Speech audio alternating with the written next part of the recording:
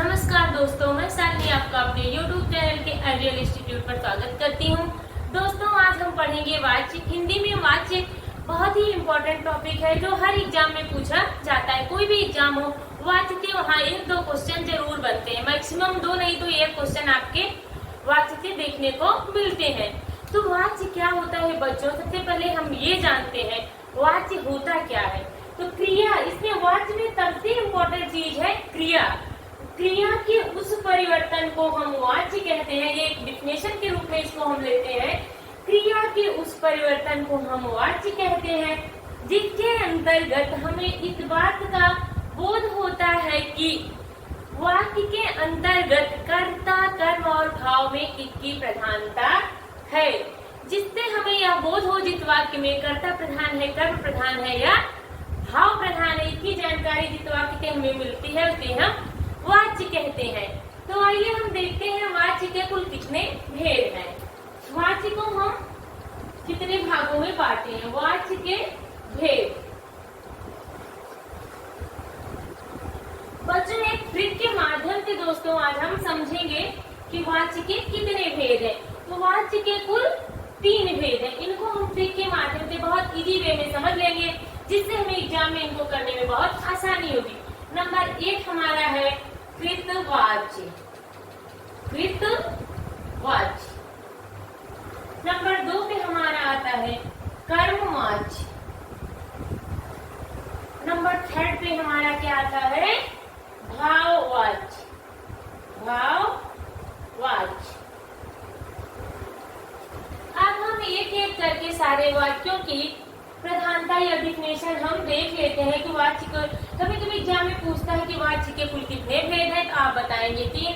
कभी कभी कुछ पूछ लेगा कि इनमें से कौन सा वाच्य का भेद नहीं है, 2 ये दे देगा, ये कोई और दे देगा। ठीक है, तो 2 प्रश्न आपके यहाँ से बन गए हैं। तो कृतवाच्य, कर्मवाच्य, भाववाच्य। अब एक एक करके तीनों पे हम ट्रिक के द्वारा बात करते हैं। तो नंबर 1 पे हम लिखते हैं कृतवाच्य। तो कृतवाच्य बच्चों क्या होता है? क्रिया के उस रूप, हम डिफिनेशन इसकी नहीं लिख रहे हैं, आपको समझा दे रहे हैं। क्रिया के उस रूपांतरण को हम कृतवाच्य कहते हैं जिसके वाक्य में कर्ता की प्रधानता हो, या कह सकते हैं जिस वाक्य में कर्ता की प्रधानता हो उसे हम कृतवाच्य कहते हैं। इसको एक एग्जाम्पल से देखते हैं। जैसे मोहन खाना खाता है। मोहन क्या करता है? खाना खाता है। तो यहाँ खाना कौन खा रहा है? मोहन खा रहा है। प्रधानता किसकी है? कर्ता की प्रधानता है। मोहन पढ़ता या रोहन पढ़ता है। रोहन पढ़ता है। इसमें आपकी प्रधानता किसकी है? रोहन की है। पढ़ाई किसके द्वारा की जा रही है? रोहन के द्वारा। अजय पुस्तक पढ़ता है। अजय पुस्तक पढ़ता है। अजय क्या पढ़ता है? पुस्तक पढ़ता है, लेकिन पढ़ाई किसके द्वारा जा रहा है?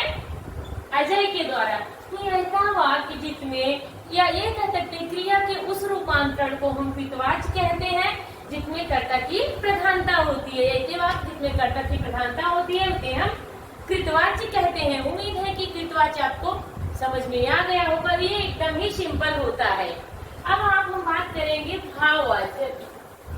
नंबर 2 हमारा आता है कृतवाच्य, कर्मवाच्य। कर्मवाच्य। नंबर 2 पे हमारा आता है कर्मवाच्य।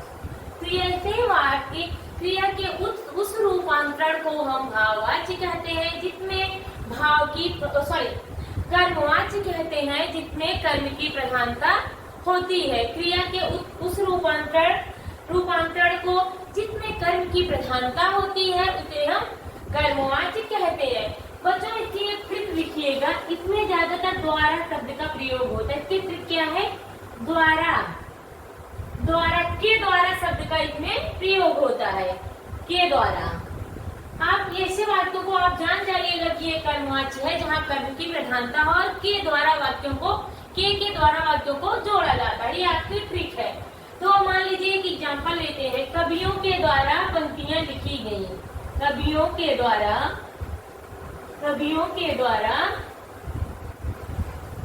कविता लिखी गई। किसके द्वारा लिखी गई? लिखी गई। तो यहाँ कवियों के द्वारा कविताएं लिखी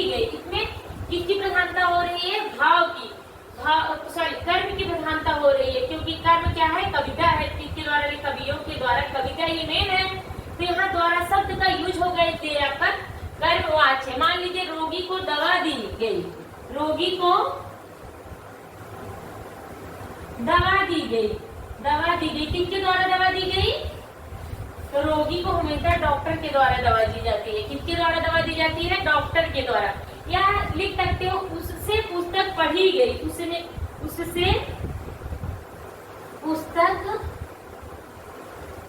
पढ़ी गई, ठीक, उसके द्वारा पुस्तक पढ़ी गई, इसका शब्द होगा, लिखेंगे उससे पुस्तक पढ़ी गई या उसके द्वारा पुस्तक पढ़ी गई।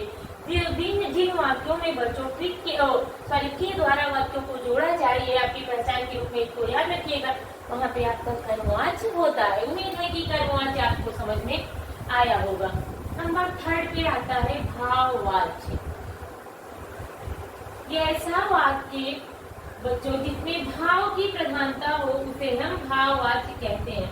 या क्रिया को उस रूपांतरण को जिसमें भाव की प्रधानता हो उसे हम भाववाच्य कहते हैं। इसकी ट्रिक याद रखिए बच्चों। ये ट्रिक के माध्यम से जब याद रखेंगे भाववाच्य समझने में हमें आसानी है। भाववाच्य के क्वेश्चन जो हमारा सुपर टेट हुआ था 2018 में, बहुत पूछा, 1 या 2 क्वेश्चन पूछे गए थे उसमें। तो इसकी ट्रिक है नहीं पाता। ये ज्यादातर जो भाववाच्य होते हैं ये आपका नेगेटिव वर्ड होता है, नहीं पाता या नहीं हो पाता शब्द आपके भाववाच्य में देखने को मिलेगा। जैसे श्याम से टहला नहीं जाता, ये ट्रिक नहीं होगा। श्याम से टहला नहीं जाता, श्याम से टहला नहीं जाता। मुझसे सोया नहीं जाता, मुझसे पढ़ा नहीं जाता, मुझसे सोया नहीं जाता। जाता शब्द याद रखिएगा इसमें ज्यादा।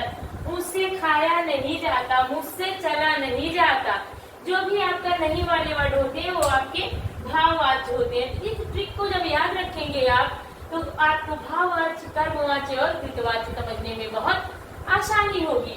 अब आइए हम देखते हैं कि कृतवाच्य से भाववाच्य को हम कैसे बनाते हैं, या कृतवाच्य से थोड़ा सा हम इसमें और समझते हैं कि मान लीजिए एक वाक्य दे दिया गया, कृतवाच्य से कर्मवाच्य बनाना, कृत से कर्मवाच्य बनाना, कर्मवाच्य बनाना। एक वर्ड दे दिया गया, पंछी आकाश में उड़ रही है, पंछी आकाश में उड़ रही है। तो कर्मवाच्य आप क्या माने, पंछी के द्वारा आकाश में उड़ा जा रहा है, ये आपका हो जाएगा पंछी के द्वारा आकाश में उड़ा जा रहा है। पंछी के द्वारा आकाश में उड़ा जा रहा है, ये आपका क्या हो जाएगा, कर्मवाच्य हो जाएगा। के द्वारा लगाते आप वाक्य बना सकते हैं। मान लीजिए मोहन पढ़ रहा है, तो आप लिख देंगे मोहन के द्वारा पढ़ा जा रहा है, मोहन पढ़ रहा है। इसको आप कर्मवाच्य बनाएंगे तो लिख देंगे मोहन के द्वारा पढ़ा जा रहा है, पढ़ा जा रहा है। तो उम्मीद है बच्चों कृतवाच्य से कर्मवाच्य बनाना भी आपको समझ में आ गया होगा और ये तीनों आपको अच्छे से समझ में